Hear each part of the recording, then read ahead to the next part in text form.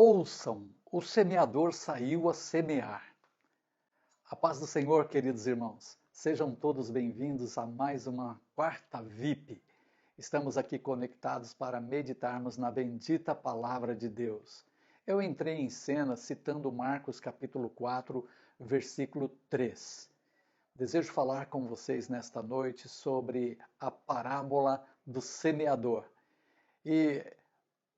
O nosso texto básico é Marcos capítulo 4, a partir do verso 3. Porém, se você tem mais de uma Bíblia aí, eu queria que você abrisse também em Mateus capítulo 13, a partir do verso 3, e também Lucas capítulo 8, a partir do verso 5.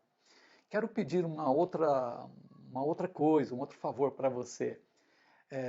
Vem comentando aí no chat, à medida que nós vamos estudando aqui, comente, faça seus comentários aí, suas comparações, porém, não passe na minha frente, vamos caminhando passo a passo juntos para que não haja confusão, tá bom? Vamos fazer a leitura aqui do texto, Marcos capítulo 4, a partir do verso 3, tá bom? Ouçam, o semeador saiu a semear. Enquanto lançava a semente, parte dela caiu à beira do caminho, e as aves vieram e a comeram. Parte dela caiu em terreno pedregoso, onde não havia muita terra, e logo brotou, porque a terra não era profunda. Mas quando saiu o sol, as plantas se queimaram e secaram, porque não tinham raízes. Outra parte caiu entre espinhos e cresceram, e sufocaram as plantas, de forma que elas não deu fruto. Outra ainda caiu em boa terra, germinou, cresceu e deu boa colheita, a 30, a 60 e até 100 por um. E acrescentou: aquele que tem ouvidos para ouvir, ouça. Meus queridos, vamos refletir então nesta parábola do semeador, e o título desta reflexão é Os Segredos do Reino. Vamos orar nesse momento? Pai querido, nós necessitamos da iluminação do Teu Espírito para compreendermos a Tua palavra, a fim de que ela gere fé no nosso coração, para continuarmos andando em vitória neste mundo. Por favor, ó Deus, que o Teu bom Espírito nos envolva, trazendo luz e entendimento da Tua palavra. Nós oramos no nome do Senhor Jesus. Amém. Meus irmãos, a parábola do semeador fala de 4 tipos de solos, porém, um só tipo de semente. Os solos desta parábola representam os corações dos homens, e a semente representa a bendita palavra de Deus. Todo que ouve a palavra de Deus, ele responde de alguma maneira. E ele pode, aqui, de acordo com esta parábola, todo que ouve a palavra de Deus responde de 4 maneiras diferentes. Porém, só um desses tipos vai frutificar. Então, é importante nós descobrirmos que tipo de solo o nosso coração tem sido. Vamos lá então para o verso 4 aqui de Marcos 4. Diz que uma parte, enquanto o semeador lançava a semente, uma parte dessa semente caiu à beira do caminho. Vamos perguntar para o texto, por que as aves dos céus comeram essa semente? Lucas nos dá um detalhe já importante. Lá no capítulo 8, verso 5, Lucas diz que essa semente ela foi pisada pelos homens. Por isso as aves dos céus vieram e a comeram. Agora vamos fazer uma pergunta aqui para o texto de Lucas também. Por que os homens pisaram essa semente? E a Bíblia nos responde, porque ela foi semeada à beira do caminho. Talvez você diga, viu, mas eu não estou entendendo. Por que os homens pisaram? Só porque essa semente foi semeada à beira do caminho? Sim, A beira do caminho, quando a gente fala beira do caminho ou caminho, é um trilho no meio do campo, né? Um trilho onde todo mundo passa, onde as pessoas passam ali pisando sempre. Então, esse trilho, esse caminho, ele vai ficando pesado, ele vai ficando duro. E então, a semente que caiu à beira do caminho, ela não penetrou na terra, a terra não estava fofa, e por isso a semente não penetrou, por isso ela não germinou, e pelo contrário, ela foi pisada pelos homens, foi esmagada pelos pés dos homens, por isso as aves vieram e a comeram, o solo não recebeu de maneira adequada esta semente. Vamos já fazer a aplicação aqui para nós, porque não adianta só a gente ficar vendo detalhes e não trazer isso para nós. Então vamos pensar em nós aqui dentro desse texto. Esse tipo de solo significa as pessoas que estão com a alma, os seus pensamentos abertos para todo tipo de pensamento do mundo. Então, os pensamentos do mundo dominam esta alma e não fica espaço para a semente. Essa alma fica endurecida, esses pensamentos ficam endurecidos e impedem a penetração da palavra de Deus, da mensagem de Deus, e o diabo vê que essa palavra não penetrou, não desceu para o coração, então ele vem e arrebata, e arranca da mente da pessoa. Nós podemos ver aqui também por que as aves vêm e comem, né? Como o Senhor Jesus vai falar depois na interpretação, na explicação desse texto, que estas aves representam Satanás. Muitas vezes na Bíblia, as aves apontam para Satanás. Você pode conferir isso lá em Gênesis capítulo 15, ali do verso 9 até o 11, quando Deus estabeleceu uma aliança com Abraão, ele partiu os animais ali para o corte da aliança, o estabelecimento da aliança, e as aves dos céus perturbavam Abraão ali, tentando, aves de rapina, né? Tentando pegar esses animais partidos. Agora, isso era uma figura de Satanás tentando impedir que a aliança de Deus com Abraão se concretizasse. Muito bem, então, toda vez que nós ouvimos a palavra e ela não penetra no nosso coração, o diabo vem e arrebata. E por que ele faz isso? Para que nós não creiamos. Porque quando a gente não crê, nada acontece. Sem fé é impossível agradar a Deus. Aquele que se aproxima de Deus precisa crer que ele existe, que é galardoador dos que o buscam. Então, gente, sem fé, nada feito. Então, o diabo rouba a semente para que ela não gere fé no nosso coração, e uma vez que não há fé em nós, nada acontece. Muito bem, vamos para o segundo tipo de solo. Aqui no segundo solo, diz que a outra parte da semente caiu em terreno pedregoso, outra versão diz um solo rochoso. E aqui o que acontece? Essa semente ela cai e ela até germina, porque há uma camada de terra, é uma camada fina de terra em cima da rocha. Então, quando chove, essa camada fina de terra que está sobre a rocha, ela fica úmida e a planta, a semente que ali foi lançada, germina rapidamente. Porém, quando vem o sol, logo o calor do sol seca aquela camada fina de terra e a planta seca. E por que ela seca? Porque não há raízes.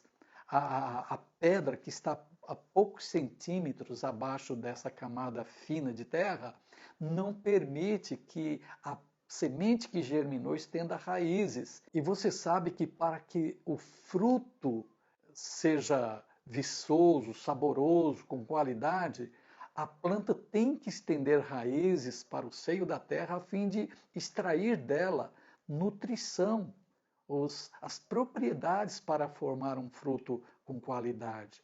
Nesse caso aqui não tem como. Agora vamos perguntar para o texto novamente por que não há raízes.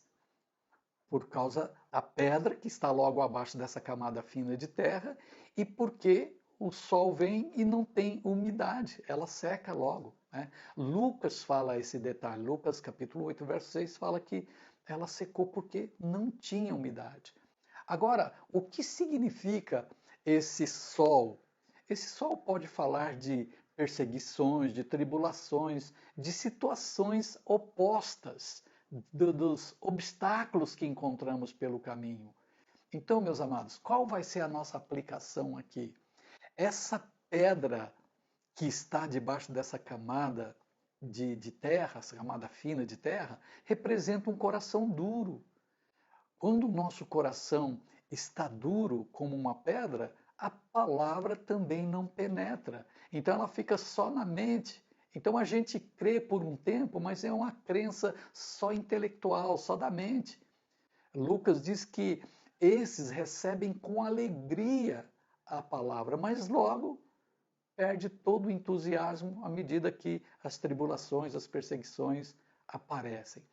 Vilmar, como que eu faço então se o meu coração é duro, se o meu coração é de pedra? O que eu faço? Nós devemos buscar ao Senhor, pedir a Jesus que arranque esse coração de pedra de dentro de nós e nos dê um coração sensível à palavra dele.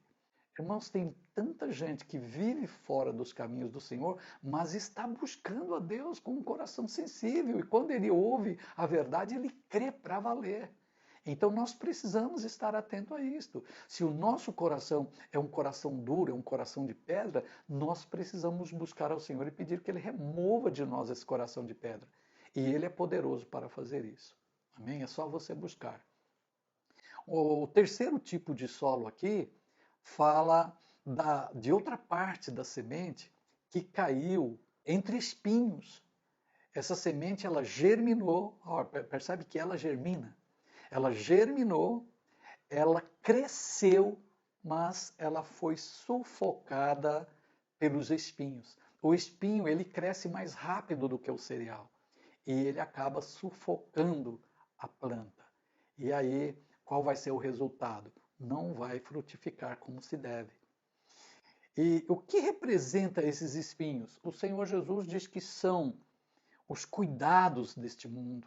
Você não perde um jornalismo, você quer estar informado e você ouve tanta notícia negativa e o seu coração vai ficando tão preocupado com o desemprego, com as doenças, com a caristia e de repente não tem lugar no seu coração. Esses são os espinhos que estão crescendo e sufocando a palavra. Quando você ouve a ministração da palavra de Deus, ao mesmo tempo que você está ouvindo a palavra de Deus, ao mesmo tempo vem os pensamentos de preocupações, mas está difícil, mas há desemprego, mas há isso, mas há aquilo, e isso sufoca a palavra de Deus e impede que ela cresça de maneira saudável e venha frutificar com qualidade. O Senhor Jesus falou de um outro ponto aqui também, né? Nós estamos interrogando o texto. Por que esse solo aí não vai frutificar também, não vai dar certo? Porque o Senhor Jesus fala aqui que a fascinação pelas riquezas, esses espinhos também apontam para a fascinação pelas riquezas. O que significa isso? A pessoa quer enriquecer a qualquer preço, a pessoa acha que se ela adquirir um grau de prosperidade, uma posição mais alta economicamente falando, ela realmente vai ser feliz, vai ser abençoada. E então ela quer prosperar a qualquer preço. Ela de tanto ela querer prosperar, a mente e a consciência dela já se cauterizaram e essa pessoa já não distingue mais entre o que é certo e o que é errado. Então, para enriquecer, para prosperar, ela faz qualquer negócio, ela já não filtra mais os meios errados, os meios que não são convenientes para um servo de Deus. Então, acaba virando amor ao dinheiro, essa busca exagerada pela prosperidade, pelas riquezas, acabam se tornando uma idolatria. E o Lucas, lá no capítulo 8, versículo 7, ele acrescenta um detalhe aqui. ele fala que os deleites deste mundo, ou seja, a pessoa que quer prosperar a qualquer preço, começa a ter prazer demais nas coisas deste mundo. Ou seja, a pessoa vai envolvendo numa vida sociável. Então, um dia ela não pode ir ao culto porque tem um aniversário, outro dia é um jantar para um amigo, outro dia é um casamento, outro dia é isso, outro dia é aquilo, outro dia é aquilo outro, e ela não tem mais tempo para meditar nesse sagrado livro, ela não tem mais tempo para orar, ela não tem mais tempo para cultuar a Deus. Por quê? Porque ele entende que para ele prosperar, ele tem que estar de bem com todo mundo, ele tem que agradar todo mundo e acaba desagradando a pessoa, quem mais ele precisava agradar, que é o Espírito Santo. Então, esse é o motivo que o texto responde à nossa pergunta e o texto revela que essa semente que caiu num solo cheio de espinhos não vai prosperar por conta desses motivos. Aí você pode me perguntar, Vilmar, e o que eu devo fazer para sair dessa situação? Vamos perguntar para a Bíblia. A Bíblia responde isso também. Mateus capítulo 6, versículo 33 diz: buscar em primeiro lugar o reino de Deus e a sua justiça, e todas estas coisas vos serão acrescentadas. O que o Senhor Jesus quer dizer com todas estas coisas vos serão acrescentadas? Ele está falando exatamente disso nos versículos anteriores. Ele está falando sobre não ficar inquieto quanto ao que vai comer, o que vai beber, o que vai vestir, onde vai morar. Ele chama a nossa atenção para as aves dos céus que não semeiam, que não plantam. No entanto, Deus cuida delas. Ele chama a nossa atenção para os lírios do campo que não tecem, que não sabem costurar, mas Deus veste o lírio do campo, as flores do campo. O Senhor Jesus diz que nem mesmo Salomão, com toda a riqueza, se vestiu com tanto esplendor como os lírios do campo. Queridos, nós precisamos colocar o reino de Deus em primeiro lugar na nossa vida. E como é que eu coloco o reino de Deus? Colocando a palavra de Deus, os conceitos de Deus, não os conceitos do mundo em primeiro lugar, mas os conceitos do reino de Deus que estão aqui na bendita palavra. Amém? Agora, o quarto tipo de solo. A Bíblia fala aqui do quarto tipo de solo. Ele diz que outra parte da semente caiu em boa terra. E essa semente que caiu em boa terra, ela frutificou, ela produziu. Marcos diz aqui a 30, a 60 e a 100 por um. Olha que coisa maravilhosa, que ceifa tremenda vai produzir esse coração que é um bom solo. Ele vai produzir a 30, 60 e até a 100 por um. Vamos perguntar para o texto, e por que esse quarto solo aqui produz abundantemente? O texto responde. Eu quero começar vendo com você em Mateus capítulo 13, no texto de Mateus 13, verso 23, diz que o que ouve a palavra e a compreende. Então, o primeiro ponto aqui para ser um bom solo, para produzir até a 100 por um, é compreender a palavra. Quando a palavra não é compreendida, ela não gera fé e o diabo vem e arrebata da nossa mente. Então, temos que compreender a palavra. Vilmar, e se eu não compreender? É interessante, voltando aqui para Marcos, capítulo 4, no verso 10, diz que depois que Jesus terminou de ensinar as multidões ali, esse ensino das parábolas, porque Jesus contou aqui várias parábolas, não só a do semeador, mas outras também. Mas quando Jesus terminou de ensinar através dessas parábolas, os discípulos e mais pessoas, mais algumas pessoas, não sei se foram poucas ou muitas, mas mais pessoas vieram com os discípulos, rodearam a Jesus e falou: por favor, mestre, explica-nos a parábola do semeador. Nós não entendemos bem essa parábola. Meus irmãos, esse grupo aqui, eles não foram embora como a multidão. Assim que Jesus terminou os seus ensinamentos, a multidão foi embora. Eles não entenderam e não procuraram Jesus para entender. Eles simplesmente foram embora. E foram embora vazios. Vazios. Porque se eles não compreenderam a parábola, não houve fé. Agora, esse grupo aqui, junto com os discípulos, eles fizeram diferente. Senhor, nós não entendemos, nos explica, queremos entender. Agora, irmãos, eu e você, em que grupo estamos? Nós estamos naquele grupo que foram embora? Ou nesse grupo que cerca Jesus e fala, eu quero entender? Quando você ouve a exposição da palavra, ou você está estudando esse livro santo na sua casa, se você não entendeu determinada coisa, irmão, você pode perguntar para Deus, perguntar para o Espírito Santo, o que significa esse texto? O que essa palavra quer dizer?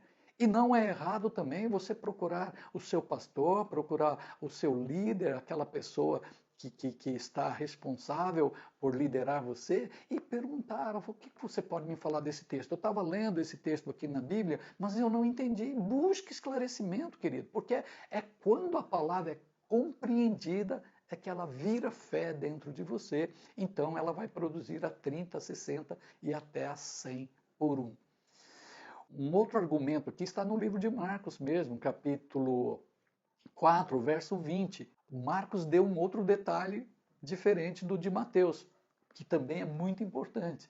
Ele diz assim, olha, o que ouve a palavra e a recebe, esse vai frutificar a 30, 60 e até a 100 por um.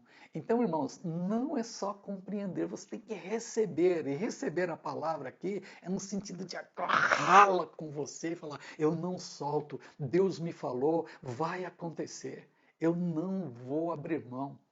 Sabe, irmãos, um dos profetas mais usados por Deus no Antigo Testamento foi Samuel. Esse profeta foi responsável por trazer o povo de volta aos caminhos do Senhor. O povo de Israel estava tão desgarrado, mas Samuel trouxe o povo de volta para Deus. E diz a palavra, lá em 1 Samuel, que Samuel não deixava nenhuma das palavras de Deus cair por terra. Que maravilha! Meu irmão, segura, receba a palavra, guarde a palavra com você, agarre a palavra de Deus, não deixe o diabo roubá-la, não deixe ela cair por terra, mas segure ela no seu coração.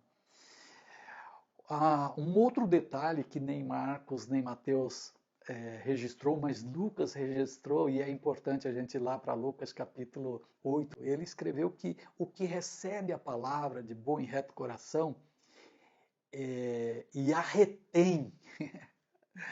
Então, ele ouve a palavra e a retém. Então, nós concluímos aqui esses 3 pontos importantes. Mateus diz que ouve e compreende. Marcos diz que ouve e recebe. E Lucas diz que ouve e a retém. Né? Então, esse é o que vai frutificar. Maravilha? E qual é a aplicação que nós devemos fazer isso para nós? Que nós devemos ter esses 3 posicionamentos aqui.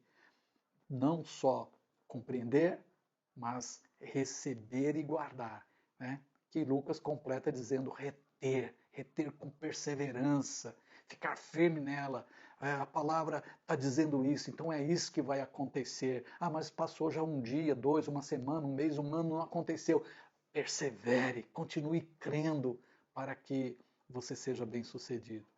Agora, irmãos, a palavra de Deus é o germe da vida.